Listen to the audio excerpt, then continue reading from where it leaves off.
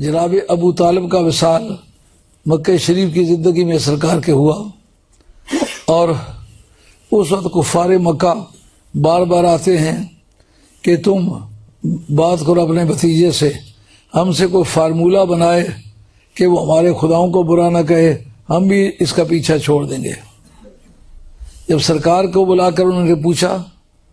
آپ نے فرمایا جس کے لیے میں نے زندگی بھر تکلیف گزار دی ہے، میں آپ کے کہے ہوا اس مشن کو چھوڑ نہیں سکتا،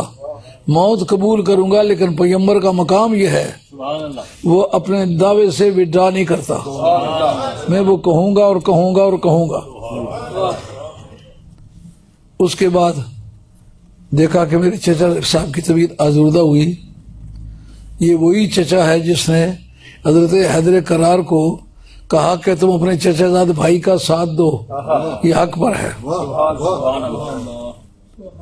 اب جناب سیرت ابن ہشام،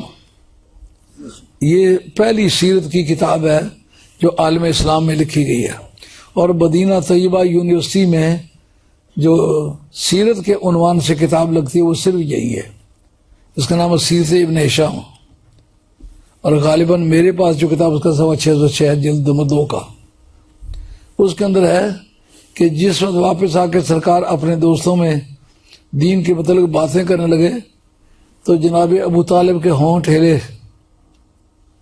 آپ نے فرمایا حضرت عباس سے، جا کے دیکھو ہونٹ ہل رہے ہیں، کچھ کہہ تو نہیں رہے۔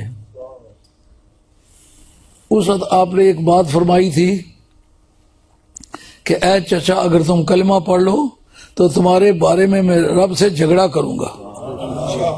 اب جس وقت ان کے ہونٹ ہلتے دیکھے، جناب عباس سے فرمایا جا کے دیکھو یہ کیا کہہ رہے۔ جب جا کے ان کے ہونٹوں کے ساتھ کان لگائے، اس وقت حضرت عباس آ کے کہتے ہیں یا رسول اللہ یہ وہی کلمات کہہ رہے ہیں جو آپ ان کو کہہ رہے تھے، یعنی لا الہ الا اللہ محمد رسول اللہ پڑھ رہے ہیں۔